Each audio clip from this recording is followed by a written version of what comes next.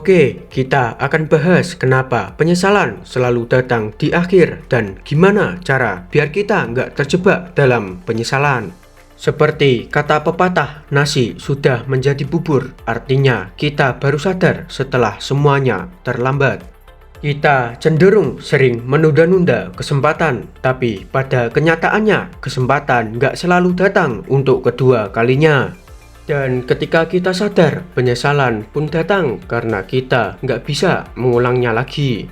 Oke, lalu apa saja penyebab penyesalan? Yang pertama, takut gagal. Banyak orang takut mencoba karena takut gagal, padahal kegagalan itu sebenarnya bagian dari proses untuk pembelajaran. Tanpa gagal, kita nggak akan pernah tahu cara untuk berhasil. Yang kedua, suka menunda-nunda. Setiap kali kita menunda, kita kehilangan kesempatan yang bisa saja nggak datang dua kali. Jangan biarkan hal ini menghancurkan impianmu. Yang ketiga, kurang bertindak.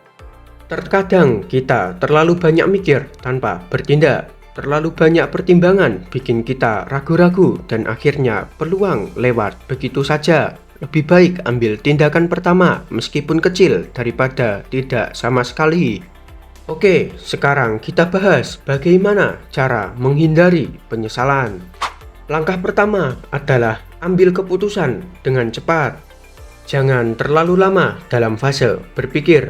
Kebanyakan mikir bisa bikin kita kehilangan sebuah momentum. Buatlah keputusan dan bertindaklah. Ingat, keputusan yang baik adalah keputusan yang dibuat. Kedua, fokus pada proses, bukan hasil. Nikmati setiap langkah dari proses yang kalian jalani. Jangan terlalu fokus pada hasil akhir. Ketika kamu menikmati prosesnya, hasil akan mengikuti dengan sendirinya. Ketiga, belajar dari orang lain.